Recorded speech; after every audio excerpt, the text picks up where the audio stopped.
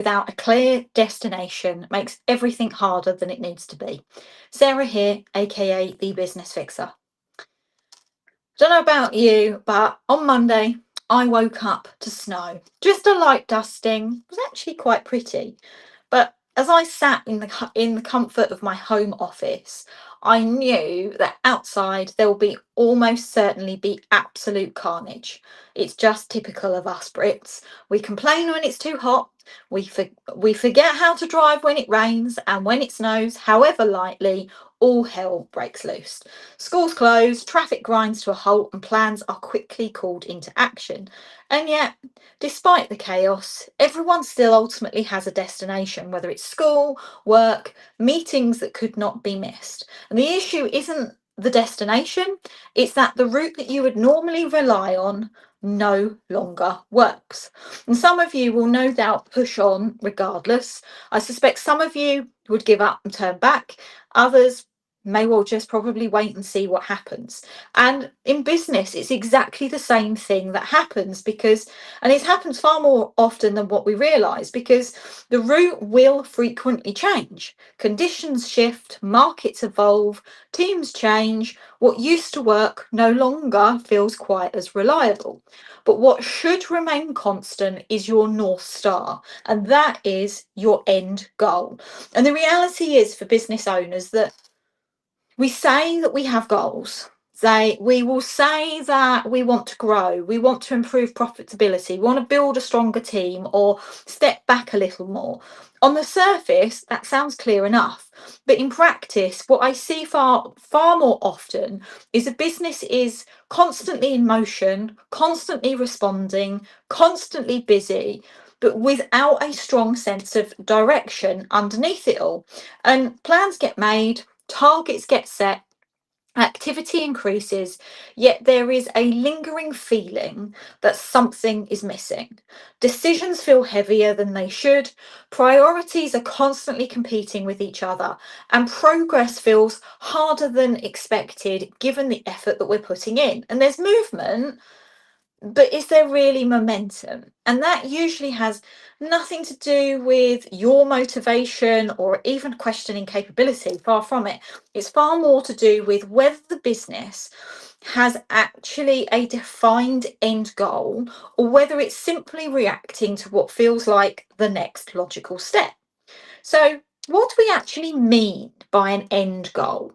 An end goal is not the same thing as a target. It's not a revenue number on its own. It's not a list of things you'd like to improve. And it's not a vague sense that you want things to be better than they are now. An end goal is the clear outcome the business ultimately is being built to deliver. Now, I'm not saying targets and metrics don't matter, because they absolutely do. We need to have medium term goals, we need to have short term actions, but only work properly when they sit underneath a clearly defined destination. Think of it as a hierarchy, right? At the top sits the end goal. Now, that might be selling the business, stepping back into a strategic role, creating more time freedom, spending more time with your family, building something that can operate without you, or shaping a business that supports a particular lifestyle or legacy. But underneath that then sits your medium term goals. These translate the end goal into something measurable over time. Then come the short term targets and metrics. These guide day to day decisions and behaviour. Problems arise when the top layer is missing, outdated, or assumed rather than consciously defined. Without it, targets can still be hit, but often pull the business in directions that create pressure rather than clarity. So, how do our end goals get lost along the way? Well, most business owners do start with a sense of where they're heading. In the early stages, we often find the end goal is clear enough. There's a reason for starting the business, an idea of what success might look like, and a sense of what the business is meant to support. What changes is not the ambition, but the environment. As the business grows, delivery takes over. Clients need servicing, teams need managing, and decisions stack up. So, what was once intentional gradually becomes reactive.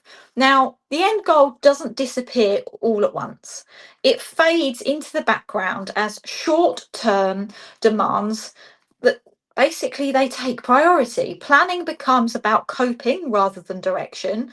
Goals shift from being outcome led to being activity led. And over time, the business can still be performing well, but the clarity that once guided decisions quietly erodes. Owners find themselves working hard, making sensible choices in isolation, yet feeling less certain about where is actually all leading. And without consciously bringing that end goal back into focus, it's easy to mistake busyness for progress and delivery for direction. So let's look at how how time-based goals can support that end goal.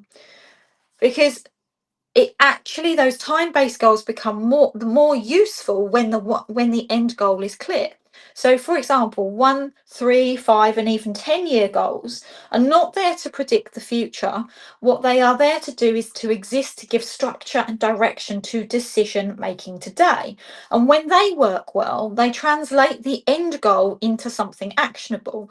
They help you prioritize, they give you context, they make it easier to decide what matters now and what can wait. And where this often breaks down is when time based goals are created in isolation. A 3-year plan that does not connect back to the end goal quickly becomes a list of intentions rather than a guiding framework. And without that anchor, plans tend to be written repeatedly as conditions change, which creates fatigue rather than focus. So, what are the types of goals that you should be potentially considering? So, when that end goal is clear, the different types of goals within the business start to make far more sense. They stop competing with each other and begin working together. So, for example, financial goals. They're usually the most obvious starting point, like turnover, profit, pricing, transaction values. These numbers matter, but only in context. Financial goals should reflect the type of business you're trying to build and the role you want to play within it. Without that context, numbers can drive behaviour that looks successful on paper but creates pressure, complexity, or dependency in reality. 2, marketing goals. These are often become distorted when they're not anchored properly. Followers, engagement, reach, lead volume, all of these can be useful indicators, but they're not goals in their own right. Marketing goals should support the kind of clients the business wants to attract and the reputation it wants to build. When they're disconnected from the end goal, they often turn into vanity metrics that add noise rather than clarity. 3, sales sit closely alongside the marketing side. Volume, value, and service mix all need to be considered together. It's entirely possible to grow sales in a way that actively moves the business away from its intended destination. Capacity, delivery, and quality matter just as much as revenue. Sales goals should reinforce sustainability, not undermine it. 4, staff and team goals. These shape the reality of the business more than most owners realise. Decisions about who to hire, when to grow, and how responsibility is distributed directly affect whether the end goal is achievable. Growth without capability creates dependency. Capability without clarity creates frustration. Team goals need to reflect not just what the business needs now, but what it is being built to become. 5, technology goals. These are often misunderstood. Technology is an enabler, not a strategy. The right systems can improve efficiency, effectiveness, and scalability, but when they are chosen with purpose, technology goals should support how the business wants to operate, not distract from them. When implemented without a clear end goal, technology can add complexity rather than reducing it. The practical discipline here is simple, but not easy. Each type of goal needs to be questioned again against the end goal? Does this move the business closer to where it's meant to go, or does it simply add more activity? So, how do these goals interlink? None of these goals exist in isolation. Financial decisions affect staffing, staffing affects delivery, delivery affects sales capacity, sales shape marketing priorities, and technology underpins it all. And when goals are set independently, friction appears. One area improves while another strains. Decisions feel harder because the trade offs are not clear. But when the goals are aligned under a single end goal, complexity reduces. Priorities become easier to see, decision making speeds up, not because there are fewer options, but because there is a clearer filter through what to assess them against. Now, what's the cost of not being clear on your end goal? Well, when the end goal is unclear, the business won't stop, it simply drifts. Plans are constantly adjusted, energy is spent reacting rather than leading. Owners work harder than necessary, often carrying more responsibility than they ultimately should. This is where many of the frustrations that business owners describe begin to surface. And how many of you does this sound familiar to? You'll feel like the bottleneck, feeling stretched despite success. You'll feel uncertain about whether effort is actually leading somewhere meaningful. I've seen this pattern play out repeatedly over the years, both in client businesses and even earlier in my own. The shift never comes from working harder or setting more goals. It comes from stopping long enough to question whether destination still makes sense. Just like on Monday, when the roads were chaos, the people who made progress were not the ones who forced their way through blindly, they were the ones who paused, reassessed their route, and adjusted while keeping the destination in mind. Business is no different, okay? Now, end goals are not about restriction, they're about focus. When the end goal is clear, everything else becomes easier to place. Goals stop feeling like pressure and start functioning as support. Decisions gain context. Effort starts to compound rather than scatter.